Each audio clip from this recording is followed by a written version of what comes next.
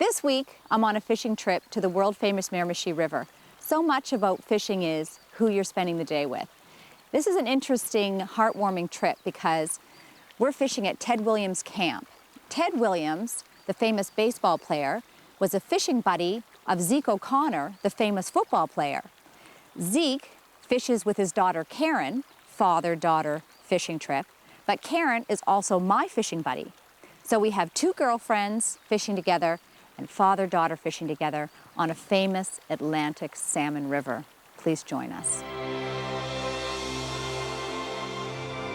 Along the famous Miramichi River in New Brunswick, Canada, as the sun rises above the hillside, the valley comes to life with the sounds of songbirds trumpeting the news that you can see the Atlantic salmon jumping from the view out the kitchen window as fresh bread is being made.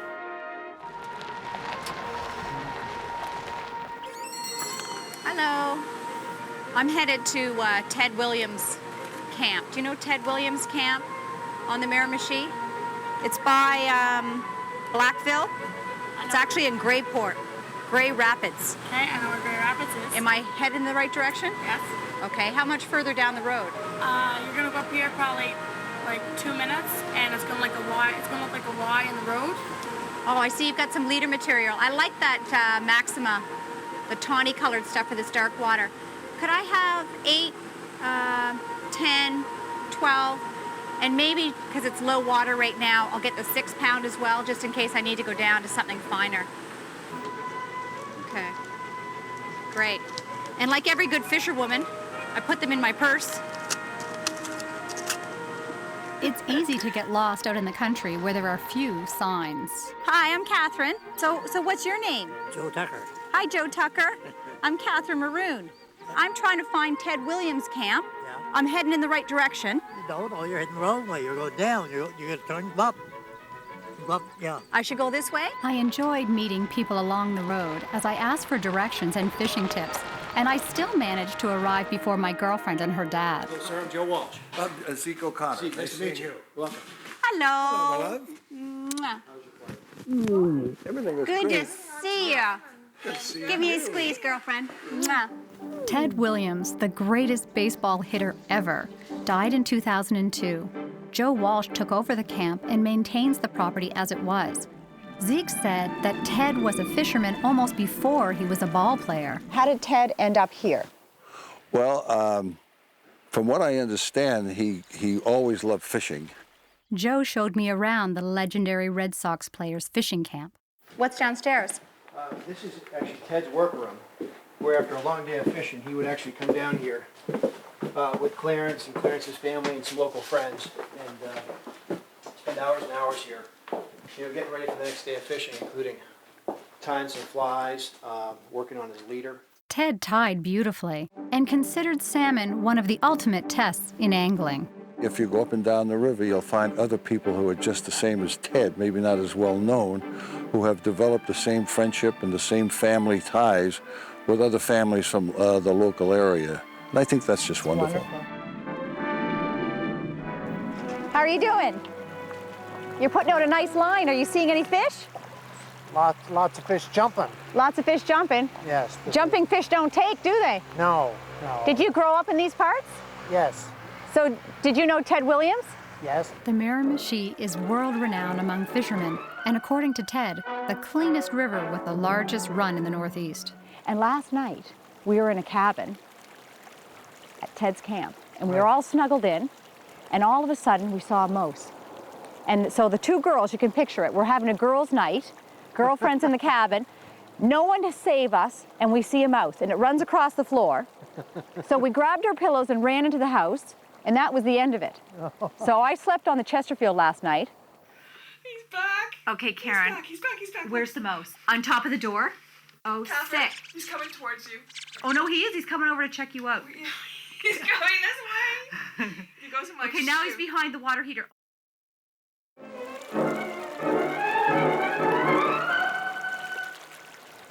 I'm having the darndest time trying to catch one of these Miramichi salmon. Look, another jumper down there. Right. So what fly do you have tied on?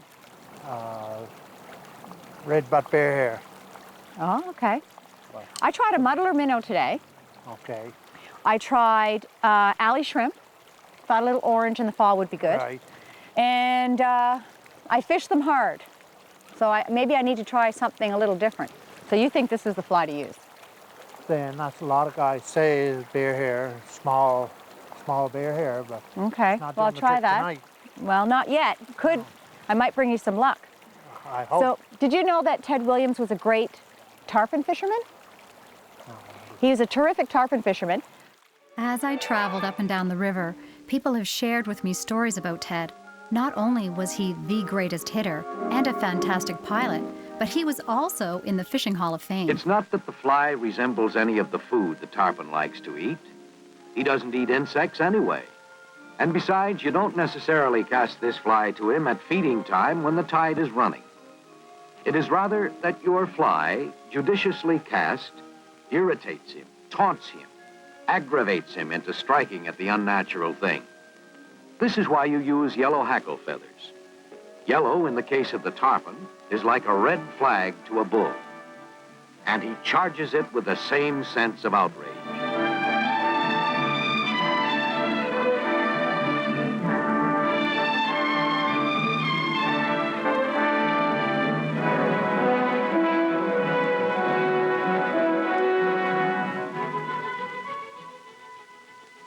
This is a little one, not much more than 50 or 60 pounds.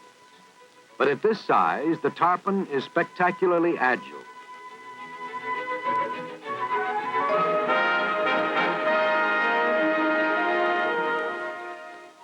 His jumps seem almost endless, but he's not to be taken lightly. After all, the leader on your fly line tests out at only 12 pounds, so you ease him in just as cautiously as you do this one, which is 10 or 15 years older and 40 or 50 pounds heavier. The tarpon's concern is with ridding himself of the meddlesome hook, by no manner of means with diving form. And so he will hit the water the way he happens to hit it. Head first, tail first, or a good old belly flop. And he used to go out with a big bamboo. Oh, geez, he just jumped again. You need a net, you could just reach out and catch him. But seriously, he used to fish for tarpon with a big bamboo rod. It was a beautiful sight, these great big, perfect loops in behind. And these tarpon, they must have been 100 pounds or more. And they would be airborne, and you could see them shake their gill plates. Oh, another jumper, just like that. The poetry of his motion compels you to hail him as the Silver King.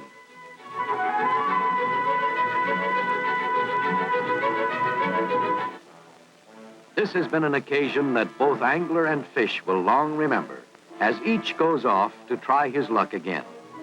And I saw him tie up some tarpon flies in the very camp where we're staying right now. Tight lines. Nice to meet you. For over 20 years, Ted spent the months of September, October, and April fishing the Miramichi. This was back when baseball ended in late August. The tradition of salmon fishing is passed on generation after generation. I just hope that the generations to come will have Atlantic salmon in the river, because it really is a wonderful thing to see a wild fish. Are you Herb Sr.? Yeah. I make my way to visit with another angler. What do you have on your hat? You don't want to see me, yeah? I want to see your hat, because I want to know what I should be fishing with on the Miramichi. What you want to be fishing with? Well, this is just, that's a hot fly right there. It's a killer whiskers with a brown or a blue butt. Wow, that is a beauty. And you've got it all ginked up? And are you fishing it down and across? What are you doing with this? I'm not fishing that. I'm fishing tipping shrimp. Let me have a look. I was fishing an alley shrimp earlier, but... Yeah, well, this might be an alley shrimp. Okay. Where are you fishing?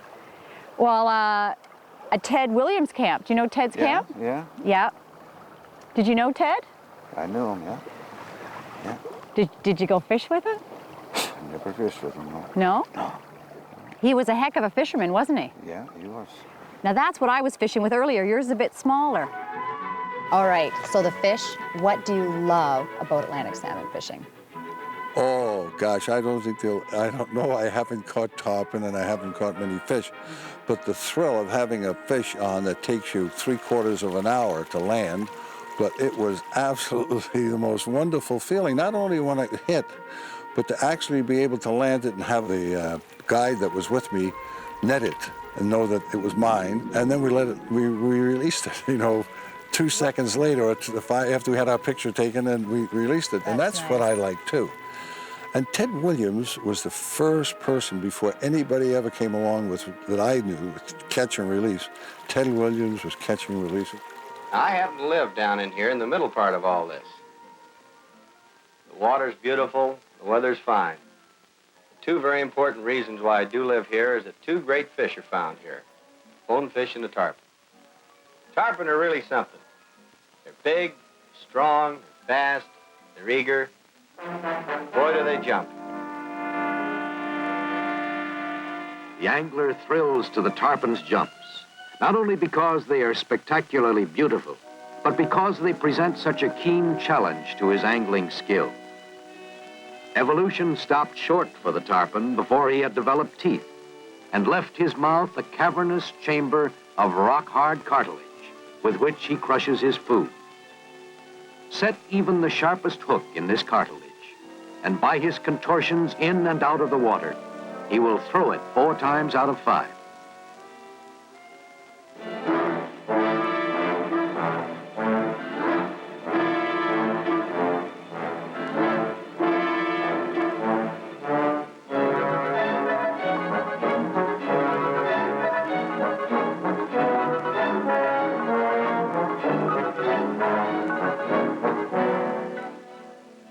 A really knowledgeable guide will maneuver the boat from moment to moment into the position that gives the angler the best advantage.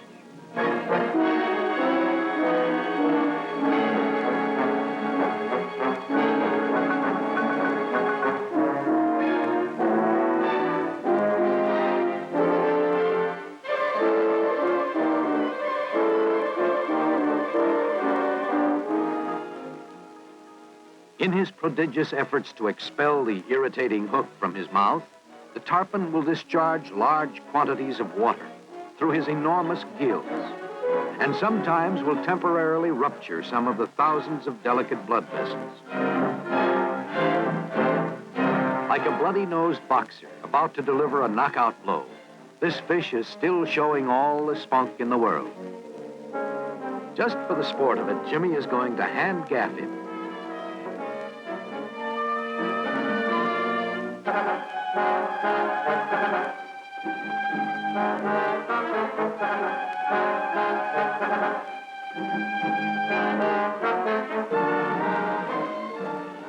Out comes the lure.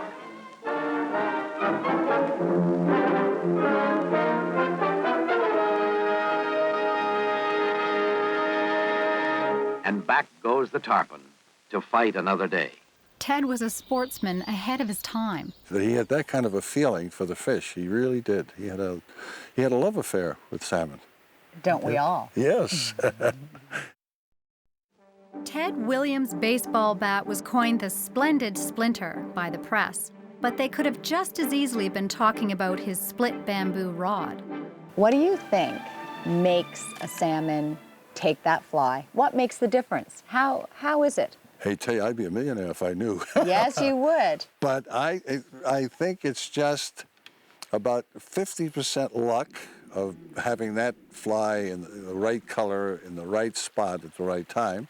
I think it's sort of a nature of attacking something that's in its territory. So that brings you back to your football games, right? Somewhat. Yeah. Somewhat, yeah. Yeah. So you can relate to the salmon. It's a go get 'em kind of attitude. It really is. I think I think that's what makes them fight so hard, and so long, and jump so high. Yes, It's just no kidding. spectacular. Well, I like your idea of going back down and doing a little more fishing. I think that's a great idea. I think that's great. It really is. Yeah, well, how can you not? Ted fished for walleye and muskie in the Midwest, bonefish and tarpon in Florida, marlin and tuna in the oceans, salmon and trout in the streams from Maine to Montana. and bluegill and bass through the south. For this reason, he called himself the Will Rogers of fishermen, saying he had never met a fish he didn't like. Atlantic salmon, tarpon, and bonefish, he had caught and released over 1,000 of each, an amazing number, his big three, as he called them. Despite the large numbers he had landed, he always said the next one will be just as exciting as the first one, because each one is a great adventure in its own way.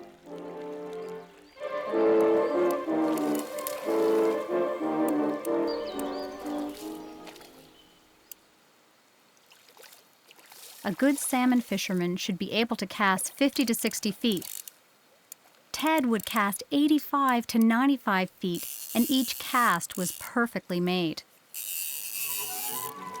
Rods have improved, and new materials are a genuine marvel of science compared to the old silkworm gut leader and braided linen line teamed with the split bamboo rods that he started out with. Ted Williams was ahead of his time in many ways. His ideas about catch and release and using barbless hooks, for example. Even back when, he was cautioning that the Miramichi is a clean river with clean air and a mighty fish, but it is going to take a lot of effort and a lot of guts to fight against pollution. Now, I'm not fishing for tarpon with a bamboo fly rod, but I certainly catch them with a fly rod. I know Ted used to use spinning rod, bait casters, and a nice bamboo fly rod. Your hook can never be too sharp. And you want to be sure that the lure works just right for you in the water. Here they are. Here they actually are. Not one or two, but 100 or more. You can't conceivably catch them all. You pick one. You pick the biggest one you can see. And him you tantalize with as provocative a cast as you can execute. No wonder you smile. He's taken you on, and may the best man win.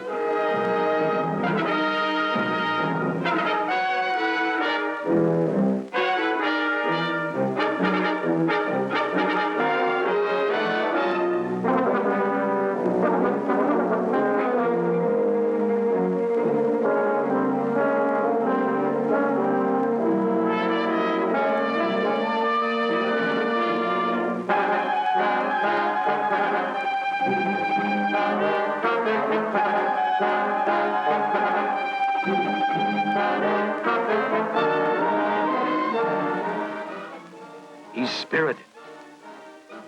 He's tail walking for you.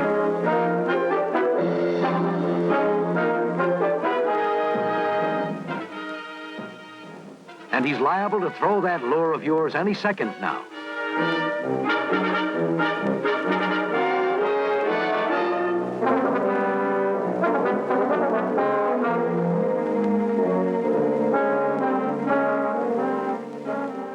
And you see them come and take the fly, and 100-pound fish jump out of the water, and see their gill plates flap. And well, I've seen some of that in pictures, but I've never been tarpon fishing, and that would be just an absolute, oh, would it be fun. What, it's so exciting. I get excited just watching the salmon jump. I mean, it really is wonderful. Well, I think Ted probably saw the similarities with a silver tarpon and a silver salmon, a very bright salmon coming into the river. And the salmon, they're known as the leaper, and the tarpons certainly jump. Oh, they sure do. Yeah, and they both take surface flies, so. It's a lot quieter without Ted around. He was a great fisherman and loved tarpon fishing, just loved it. When you were here at the camp 30 years ago fishing with Ted, in the evenings would you play cards like you did with your daughter, Karen? Gin.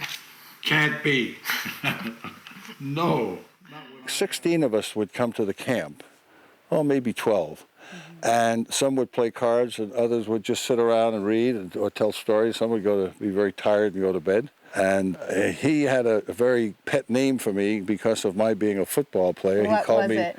Helmet Head. Oh, come on. And yes. How did you get Helmet Head? Well, he just called all football players Helmet Head, and I was his, there with him. So he had a great sense of humor. Oh, he's very good. And he was on the go all the time, needling people. And he was so recognizable in the United States that in Florida, he could hardly go out to dinner and enjoy himself without people coming over and wanting autographs. He was really probably I've been with an awful lot of celebrities, including the Dalai Lama. And I don't think I've ever met anybody who was so crowded for autographs. But poor Ted had a hard time going out just to get a hamburger. What was the magic about Ted? Well, there were a number of things. First of all, he was the last person to hit 400, have an baseball average, which is really phenomenal in baseball. Nobody has done it since, and that was in 1941. So what was the intrigue about Ted?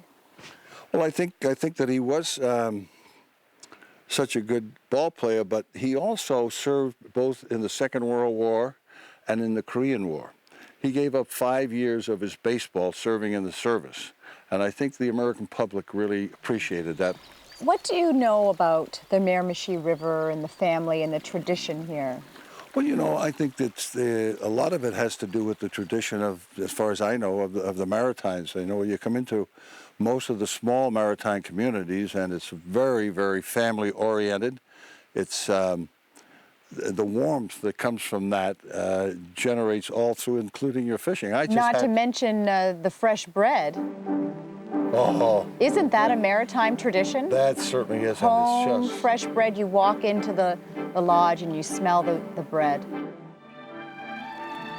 It's a beautiful river to fish. Well, the colors across the river right now, I don't think I've ever seen anything any more spectacular. I mean, there's every color you can think of. You had a little fishing trip with your daughter, father, daughter, and your daughter's girlfriend. Isn't that nice? I think that is really something. Well, I'm sorry that our fishing trip is over and we're heading back to the airport. I am too. It's been a very, I'm getting choked up now. It's been a very special time. Thank you. Well, special for me, boy, I'll tell you. Thank you. Thank you so much, really. Great. It's been awesome. You will cast your intricately contrived lure, and you might just get him to accept the challenge.